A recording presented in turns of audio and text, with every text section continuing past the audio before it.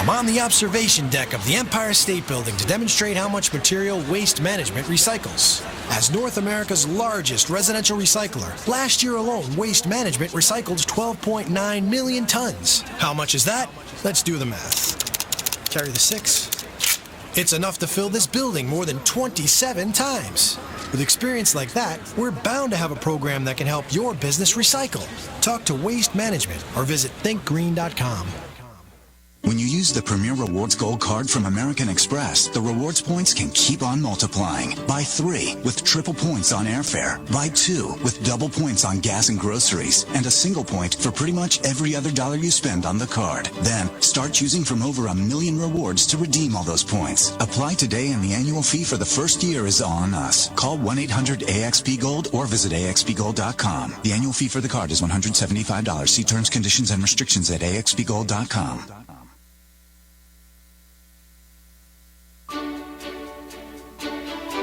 Welcome to OC Housing Connection Program, Orange County's #1 trusted resource for all your real estate and home mortgage news. Here are your hosts, Hamid and Faye Hamadachi. Hello everyone, we hope you had a fun and relaxing weekend. Let's get started today by talking about reverse mortgages. I'm here today with in absence of Faye, my co-host, with Paul, our sound engineer. I got to do double duty today? Sort of. While Faye is away. She'll be back next week. Okay. Let's start a little bit about... It wasn't anything I said or anything. No. She's visiting family. Friend. Her mom actually is having a surgery. Oh, well, we'll send good thoughts her way here. Thank you. Let's talk about real estate first. The market, as usual, I've been saying this so many times, I sound like it's broken record. We just don't have enough inventory out there. And there is a good demand out there. The interest rates are very good. They've actually been, since December, they've been very good.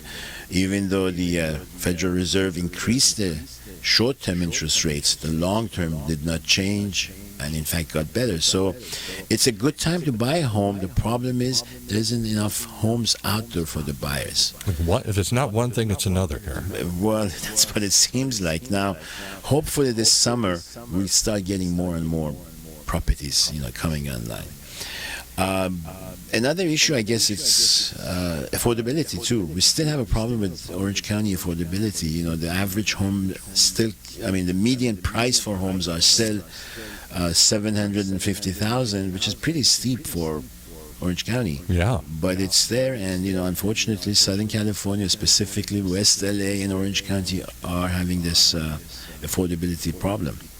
Is it any easier in other parts of California, or are we just catching up to San Jose? I think so, yeah. See, West employment and number of jobs being available, it's actually the driving factor. Of course, when you look at it, Orange County and West LA, they have plenty of companies, plenty of employment, and people want to live close by their jobs. But when you go out to Riverside, San Bernardino, then you see more homes that are affordable. But at the same time, you got to put in the couple of hours of driving time coming to work or going back to work. Exactly. So it's a trade-off. You can get a nicer home, bigger home when you go out to, say, Riverside areas or San Bernardino. But then you got to put up with the traffic in the morning. Will they ever generate jobs out there so it's not coming into Orange County? That's what the hope has been for so long, but it seems to be just warehouses and stuff they build out there. Yeah. I hope so. I mean, you're right. It's warehouses because the land is cheaper. Right. But hopefully see, the problem, it's almost like a catch-22. You want to put your company in a location where you have good, qualified, skilled people. Yes. Now, Orange County is perfect for that. You got a good population of educated, white-collar people. You got good blue-collar, good number of people who are working in, factories and will be classified as blue-collar. So you want to put your company close by them. Now, at the same time, you want to go to those people, they can't afford to live in Orange County anymore because there's more and more people wanting to live here and the demand is higher. Exactly. And can I give just a silly example of what you're talking about? But I think it points out the problem.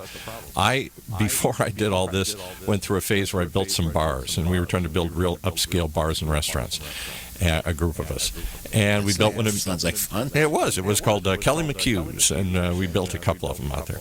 I'm Irish, so Irish pub with kind of fun food and games and pool tables and whatnot. It's like a sports bar dressed up as an Irish pub.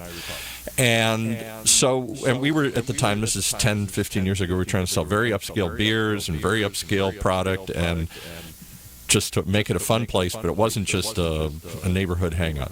So we built one in Mission Viejo, very successful. Tried to build one out in San Bernardino, not very successful. And one of the problems we had in the market, even though this was at that time in downtown San Bernardino, there are lots of courts, there's county, state, and federal courts there, lots of judges, lots of the people we thought would love to hang out after work, and we couldn't get good staff out there. The staff experience in San Bernardino was mostly working in fast food restaurants. There weren't at that time a lot of nice dining places. So the people who were coming in didn't know how to work in that environment. And we had to train them harder, and it didn't work. Whereas in Mission Viejo, we put on an ad. There were lots of people who'd worked at bars in Huntington Beach or Newport Beach or whatever. They knew what we were trying to do. They knew the kind of quality and service that we were trying to get across. And you wouldn't think that would matter, but it did. And one succeeded, one failed. Exactly what we're talking about. Yeah. You want to put a business close to where you can find employees easier. So Orange County, of course, has got a good segments of blue collar, white collar, and educated, everybody here. Whereas when you go to Riverside, you're going to run into the exact same problem that you're mentioning. Yeah, so I could only imagine if you were trying to extrapolate, trying to find software engineers or other sorts of more sophisticated CAD operators or other sorts of things for your factory. And you think, well, I can train anybody. Well, this is a waitress job. This is about as low as you can go. But they didn't really understand how to sell this product or how to present this product or how to serve that clientele because they had no experience with it themselves. In the same way, I've read that when people first went to China and they would, and to a certain degree, still try and make sophisticated things in China, yes, you've got an eager task of labor force that will do just about anything you want them to do. But if they don't know what it is that they're making, if they've never seen a heart valve or a something sophisticated, they don't. How do they know if they're doing it right? That's exactly the same problem, the problem that they're looking at, and that's one of the reasons why Orange County is so much in demand. People want to live close by their jobs, and the people who are hiring want to open up, shop where they're close by their. Yeah, you could get lots of people who are used to high-end engineering or high-end design or high-end anything here in Orange County as another area. So it becomes a catch-22. Exactly. Yeah. So whether it's going to be more people wanting to move out there, we have to see how many industries move out there. Sometimes local governments make a big difference when they come out and actually make incentives for various industries to move there. Right. And that could help, actually. I know back in our own Detroit, where I grew up, and you had a brief period of time you lived in that rough area there, outside, University of Michigan, outside of Detroit there. I know that's always been a problem because they've got so many generations of poor people who have lived on welfare that it's hard. They don't understand even the idea of getting up and having to be at a job every week. I know this sounds hard. I'm not trying to pick on any group or whatever, but you've got people who have been unemployed habitually for generations. It's hard, and they say, well, gee, we'll give them tax breaks for companies to come here. We've got this eager labor force here. Yeah, but you have to teach them the ways of work, and you have to teach them how they don't have any skills. That's very true. In fact, I believe the local government, our state government, is offering training for various industries. In Michigan or in Detroit? No, or in California. Yeah. If you get laid off, it is possible to start going to college or community college, and the government actually subsidizes it. And I think that's been one of the interesting debates that people haven't had in this country. There are parts of this country, like Detroit or other places, the Rust Belt, where there's still a lot of people unemployed. Their jobs went somewhere else, and they ain't coming back. I'm thinking mostly the industrial Rust Belt. Yeah. The manufacturing jobs. And so you say to yourself, well, why don't they just get in the car and move? Come to the Dakotas where the oil industry was booming, or come to California, or come some other place. It ain't that easy, because not just because you got roots there and you got family there and it's hard to just pick up and move, they have no skill. Like they know what to do, how to do one thing. They knew how to operate in a car plant, how to make something. That doesn't mean they know how to do doing it this. for 30 years or 25 years. Yeah, it's exactly. very difficult. I understand. I think Michigan actually needs to encourage another industry to move in there. It's You would think they'd find something that would take advantage of that engineering talent and what the manufacturing capability, but so far they haven't been able to find that. it could be the weather. I don't know. Maybe Well, the weather is that's a big part of it sometimes too. hard. Nobody wants to go there, but people were moving to the Dakotas. The weather was terrible there, but there were jobs booming when they were fracking and finding oil up there and everything. That's very true. Yeah, so I guess if the pay is right, people move. People will Let's see. follow. Well, anyway, that was what we were saying about real estate. Still expensive. It's still kind of unaffordable in Orange County, but the demand is there. People are looking, and we just don't have enough homes. So much the demand that we're upside down.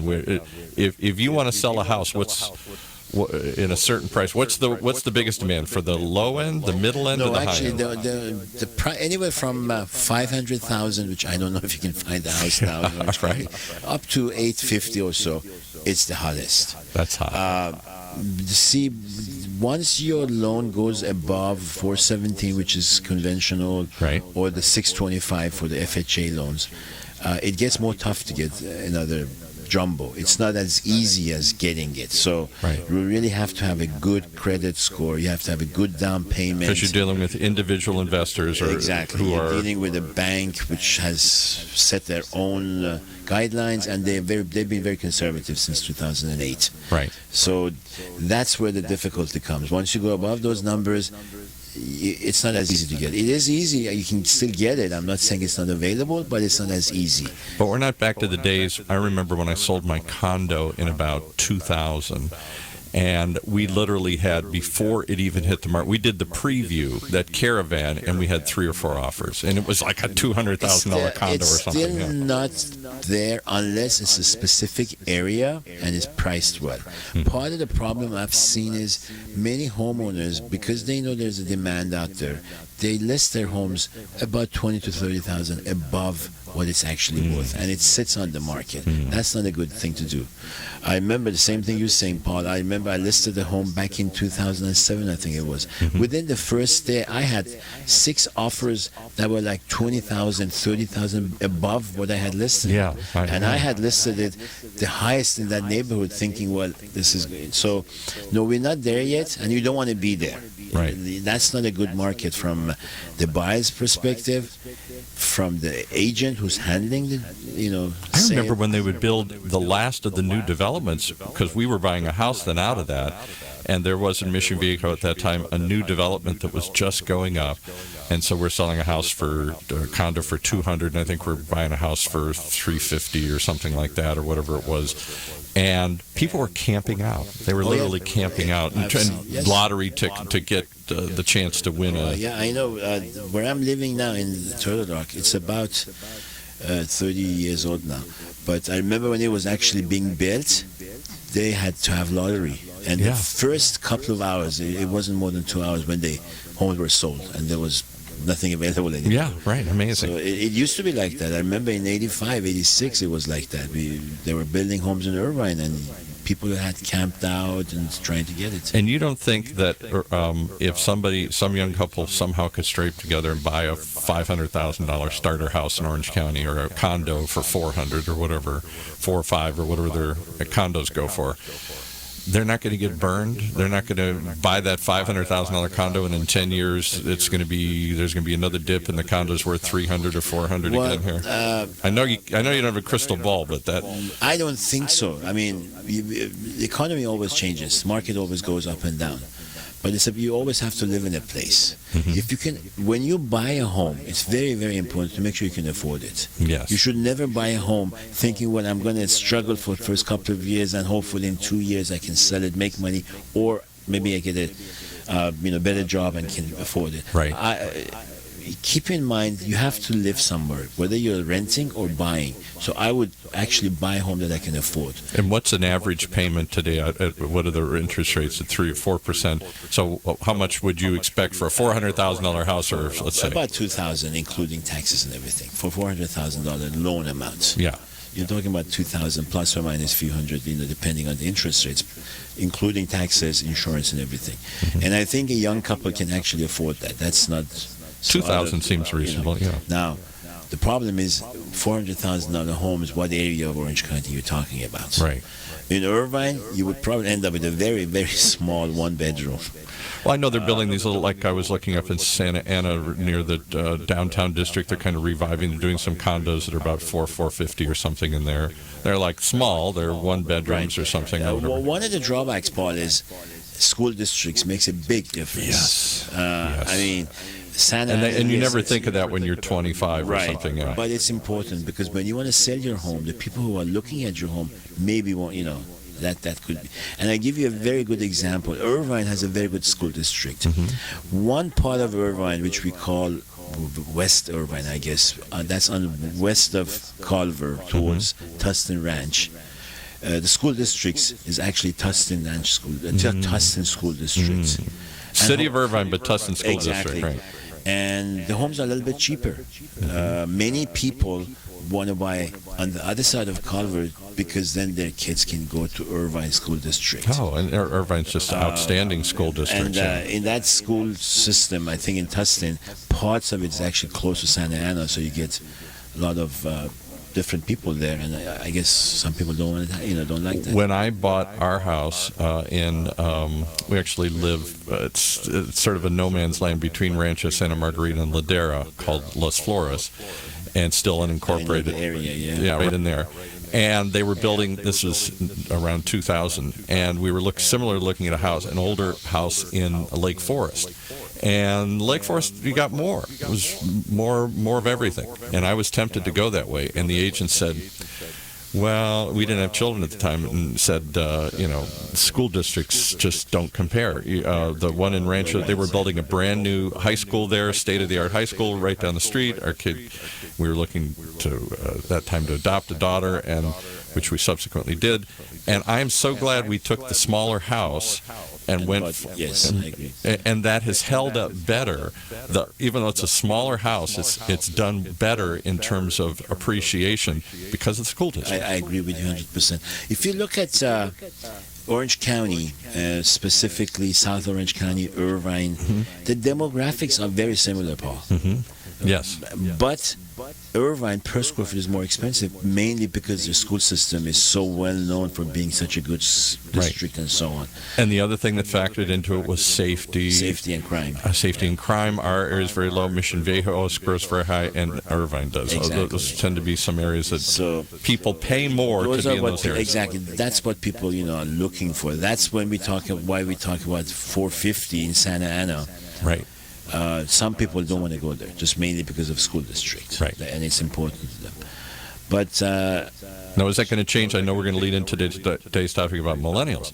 Millennials mix the whole thing up. They may not have kids. Well, they want to be in the hip urban actually area. Changing a little bit. I was just reading today about millennials, and millennials like to live in urban areas. Yeah. Cities, West LA, vibrant, New York. Yeah. There are more things to do.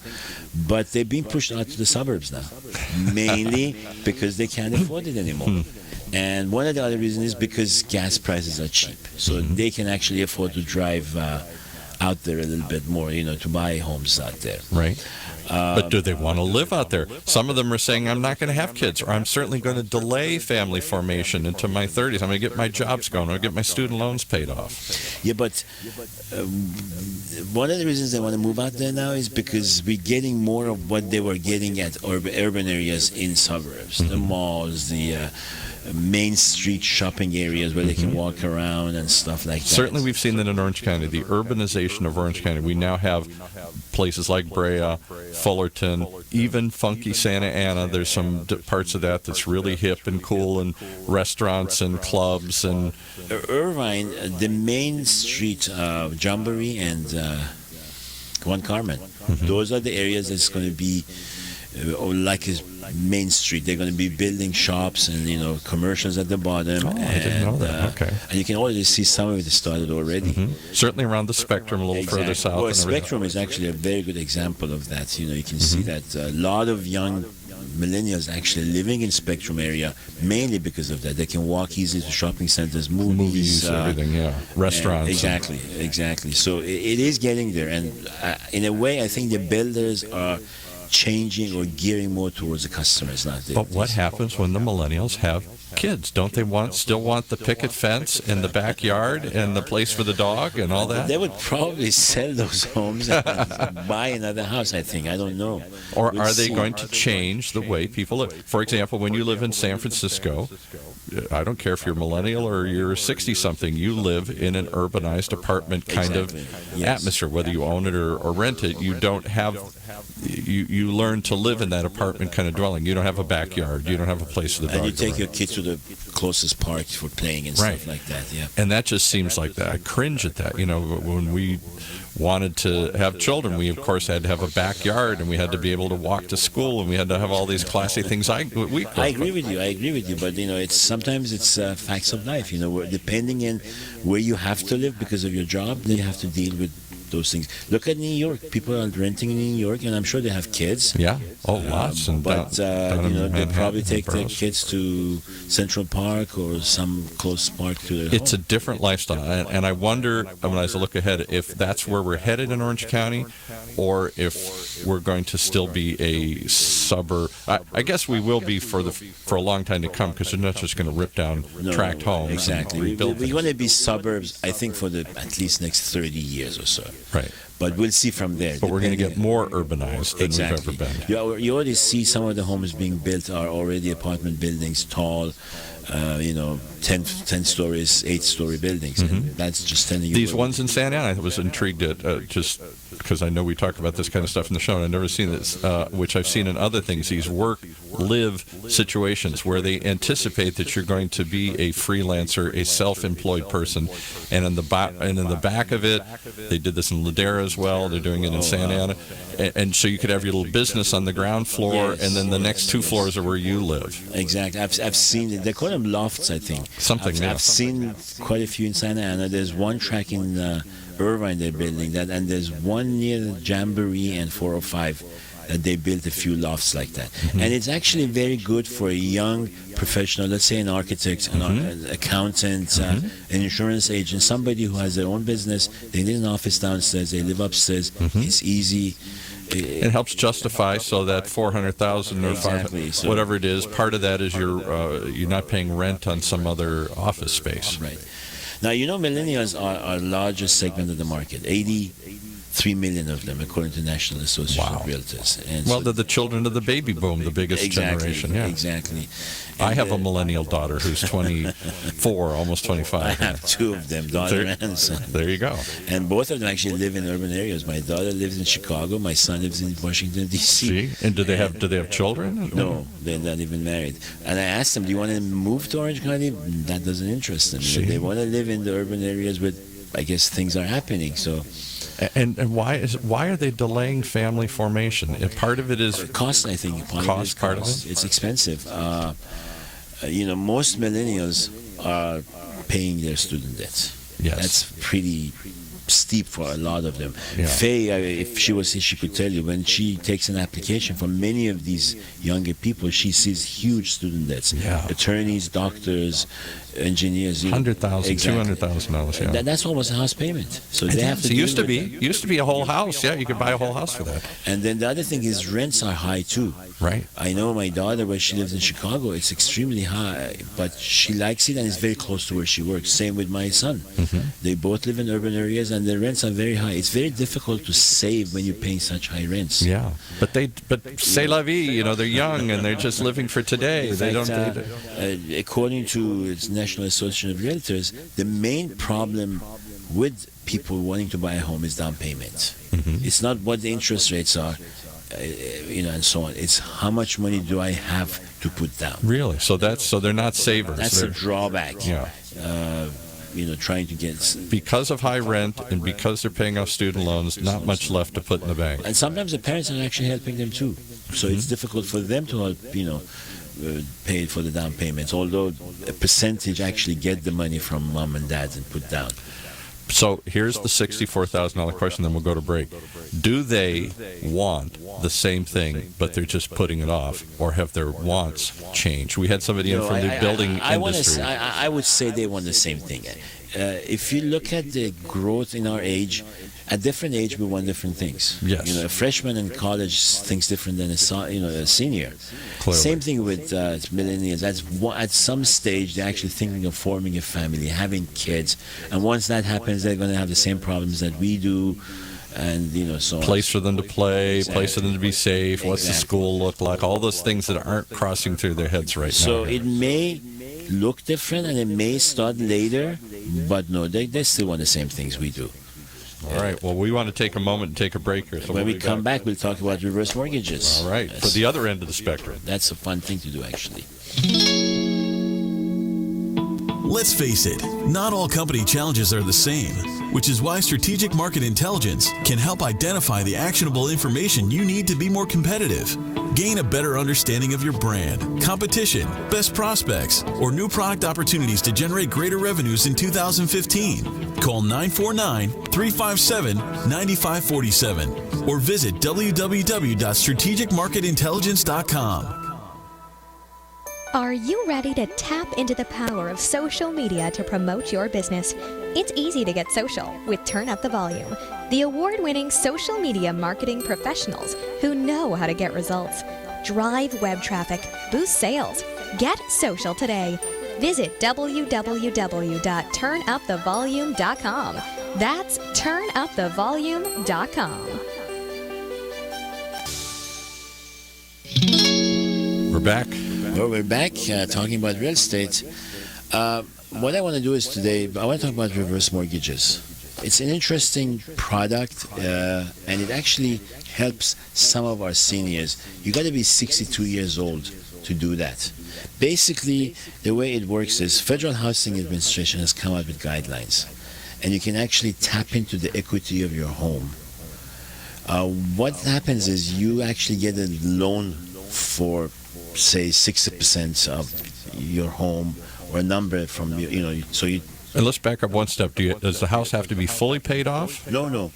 Well, there's or a loan just on equity in it? No, you're gonna have equity in it. You're actually getting equity out. You could Right. have a loan on it, but if you have a loan on it, then your equity is not that much more. Right. This product is really perfect for people who have their house either paid off or almost paid off. Okay. And this way they can supplement their income with something that they can get monthly, or they can get a one lump sum. Mm-hmm. There is it does come in a one lump? I thought it always came in dribbles and payments you here. can withdraw up to 60% in the first year, unless you need to pay off a mortgage or make repairs, which you can pull more. You do pay an insurance premium at the beginning, which is 0.5% of the value of the 60% of the equity that you're taking out.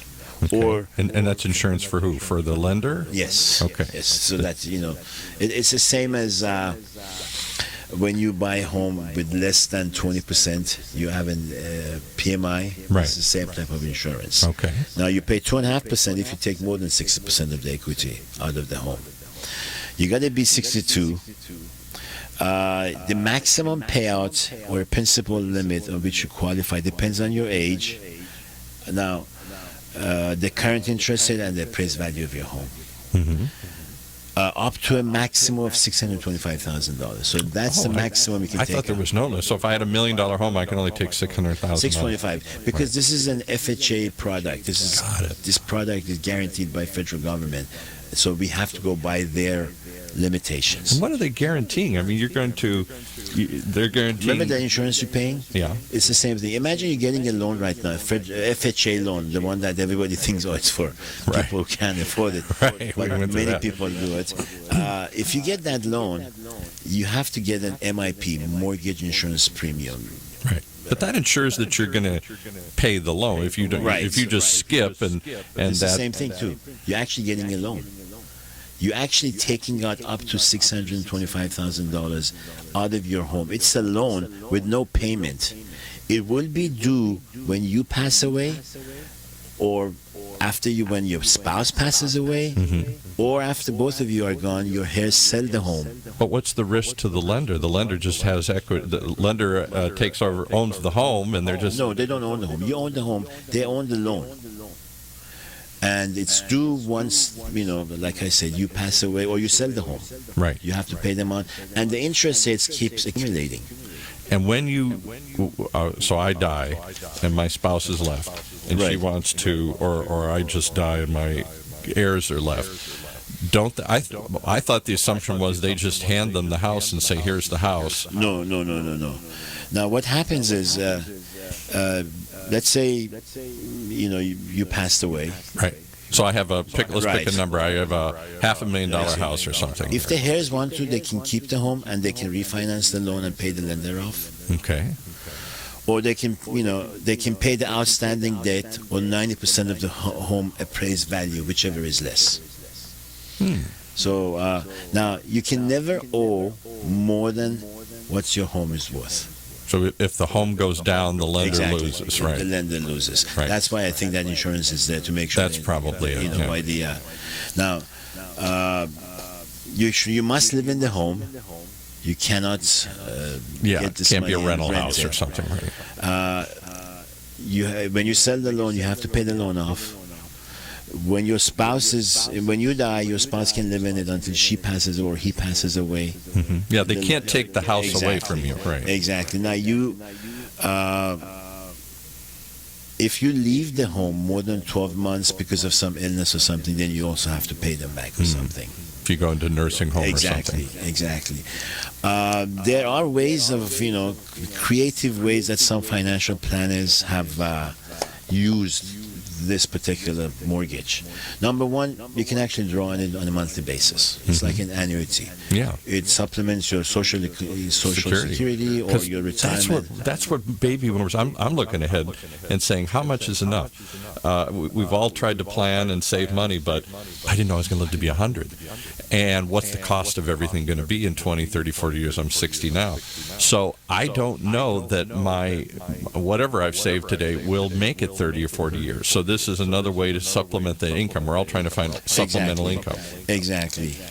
Now you can take the money up front on a single payment and lock in the fixed rate. If you do, let's say today's rate is 3% or 4%, whatever. You can, if you take it all in that lump sum, that's your interest rate that you owe them. The money is actually accumulated Someday. Right. Someday, Right. and that's Not, all you not get. in your lifetime, though. Unless Right. you want it Right. back. Unless you want to sell the home for some reason or you Right. need to leave the house for more than 12 months. Some borrowers choose this option. And, they can take that money and buy another house with it. Some do that. And let's say you take $625 out of your house right now and you're going to invest it into another home and make it a rental, make that home rental. So now you have a good cash flow coming. How does it show up in your taxes? I know we're not doing a tax show here, but this It doesn't money that's coming. It's not an income because Okay. it's a loan, so you don't have to pay tax on it. Okay. But you can. Whereas if you sold the house, let's say I have this, I'll just pick a number for math. I got a $500,000 house, and I own it. Good guy, paid it all, paid my 30-year mortgage off, and I'm living in the house. Now I'm 60, 70, whatever, and I need some income. So if I sold that house, I guess I could take, because there's a one-time, I guess in that scenario, I'm under the amount, help me out here, there's a certain amount that you don't have to pay capital gains on there. 500,000 single, actually 250 for single guy, 500,000 for a married couple. Okay, so I've probably could use that, and that money comes back to me tax-free.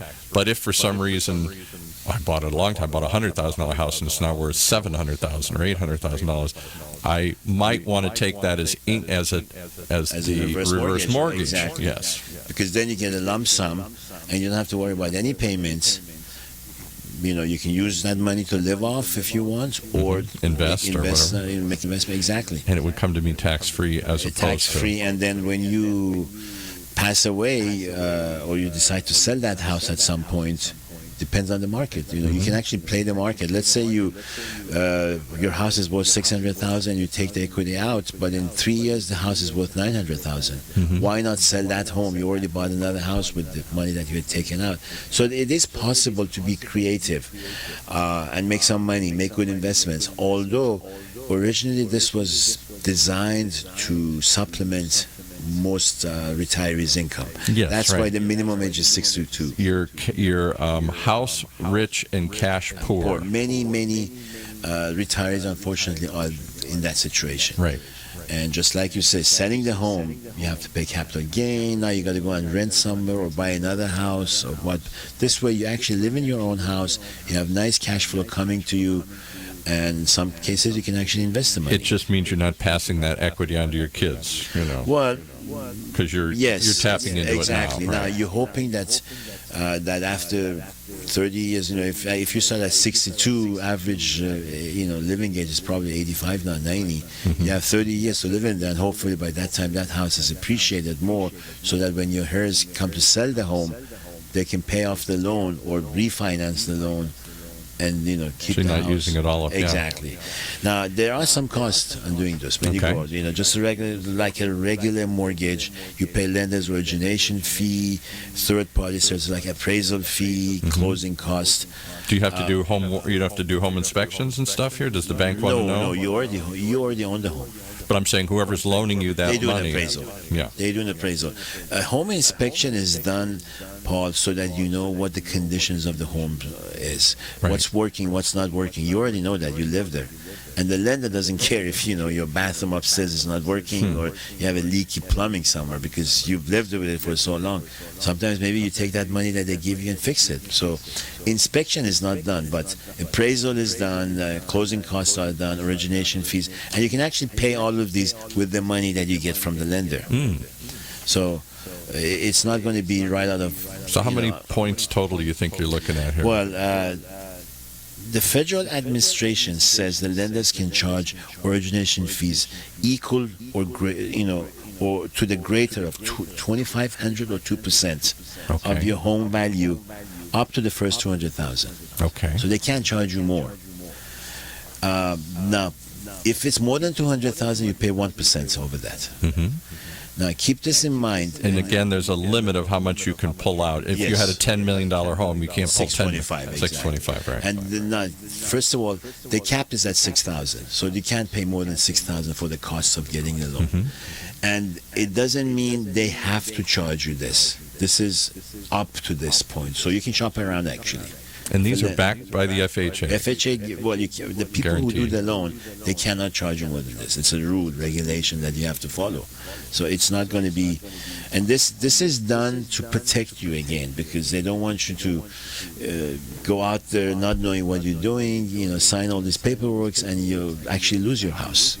So FHA is there trying to protect you. So why do I have this bad taste in my mouth about this whole thing? Why does it sound like a scam to me, where you get old people who have a house and granny, and just sign this, granny, you're going to sign away your house and we'll give you some money, and it all sounds good, and then all of a sudden granny... Well, I think it's mainly mainly because there's not enough information out there.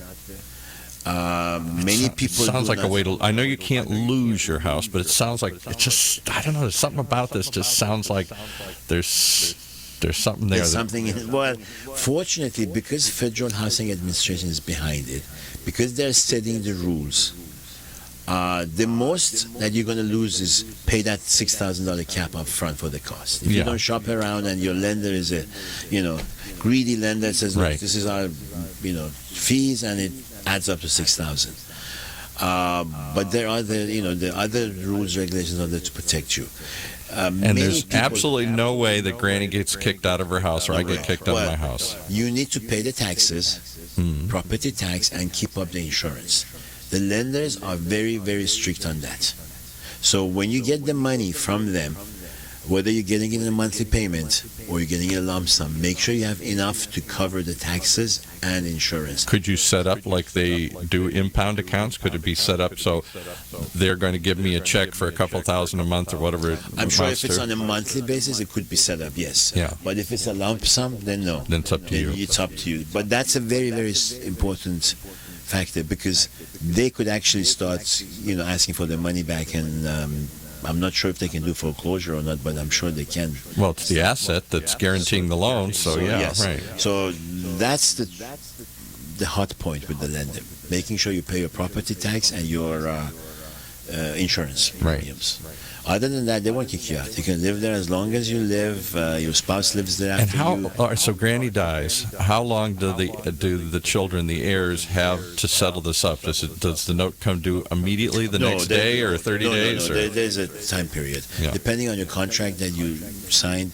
I'm not sure about how. I'll find out for you how long exactly you have. Yeah, but, because it'd be you're trying to figure all this out, and all of a sudden, it won't be like she passed away today, and next day the bank. yeah, is Simon Legredy's at the door, knocking on the door for the there's, money here. There's enough time for you to sell it, because remember, they give you enough time to refinance it Mm-hmm. or sell it. That means you must have at least a couple of months, maybe 3 months to do that. Mm-hmm. You won't be able to refinance immediately. Yeah, right. Or sell it immediately. I'm just looking for that trick that they come in and say, "Oh, sorry, you didn't do it fast enough. It's ours now here," and you Well, lose you it. got to do it within the specified period, yes. But Right. no, it won't be next day. No, I don't think the federal government is trying to trick you. And that's why they came in and set these rules. Now, it's great that they set these rules, but then they limit you to $625,000. Yes, your home is worth $10 million. You got to pay taxes on the rest of it, etc., and so on. Right. But this 625, it's. And who are these reverse mortgage lenders? They don't seem to be big names I've ever heard of. No, you can go to all the big ones. I can go to Bank of America and get a reverse loan, maybe. Or Yeah, Bank of America. did you guys do it at Chase. Eastland, or did you? We do didn't do it at Eastland when we were doing it. Two reasons. Number one, it wasn't. It had just started, and it was only the last couple of years that FHA came in and made these rules and regulations tougher and stricter. Number two, Faye didn't actually believe in it. She doesn't like it either. That's why we need Faye here. She's something about it. She thinks with me there's she had something wrong a here. bad taste in her mouth from the 2008 subprime.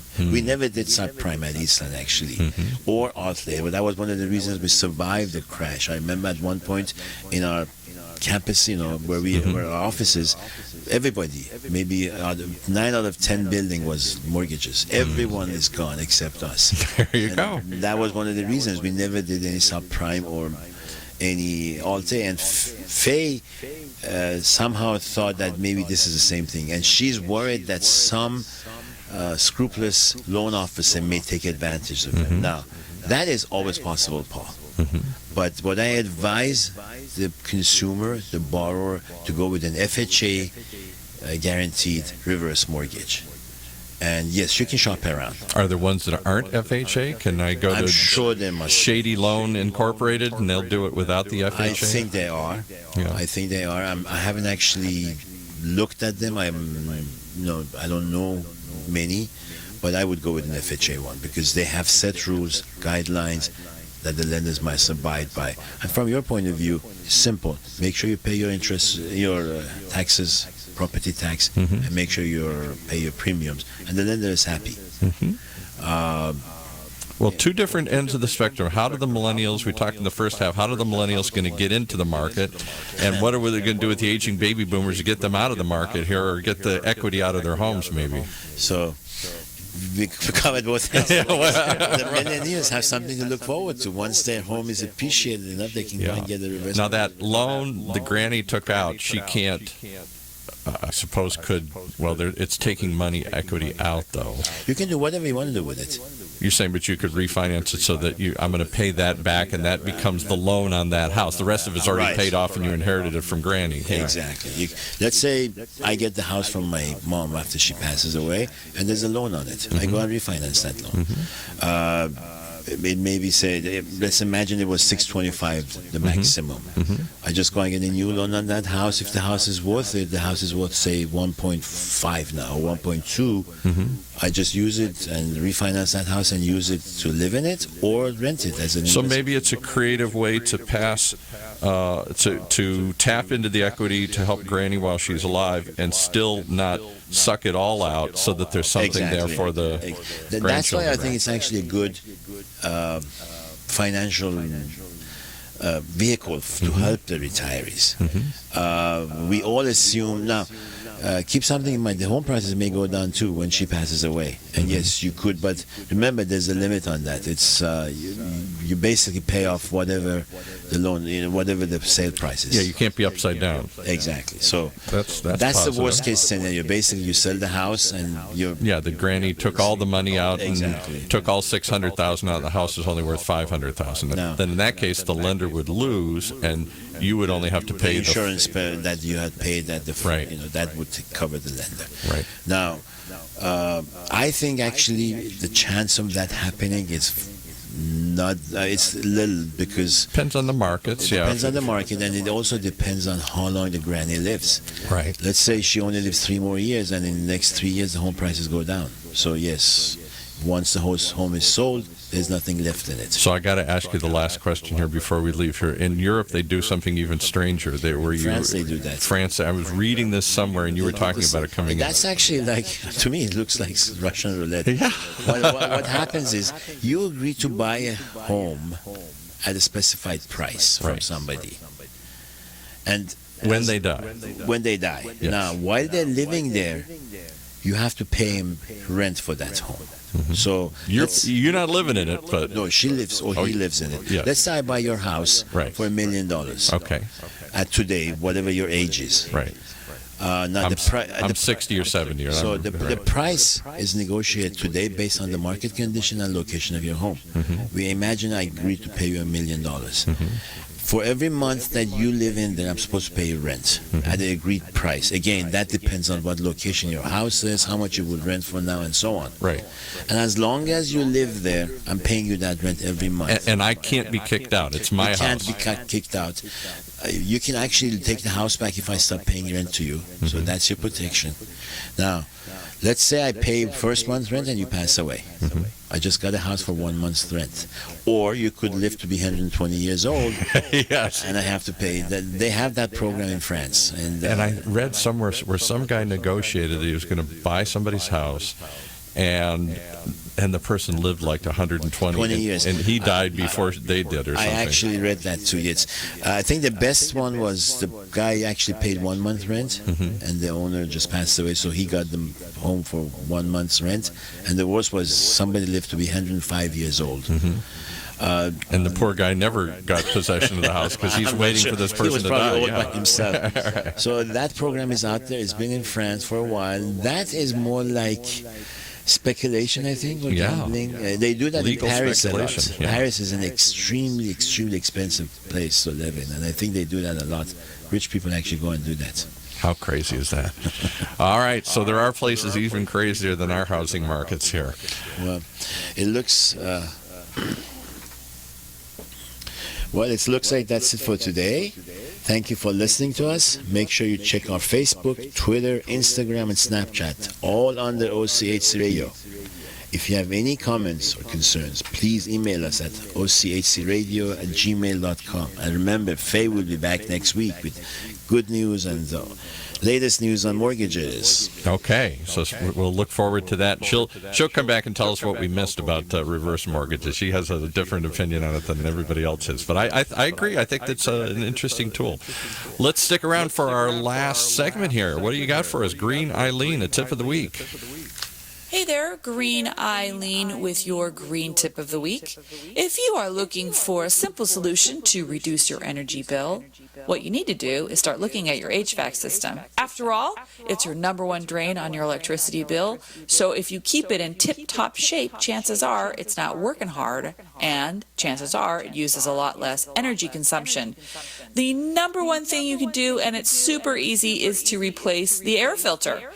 There is an air filter in an HVAC system, and depending on how much dust and how many pets you have and how much activity you have in your home, that filter may need to be changed as much as once a month.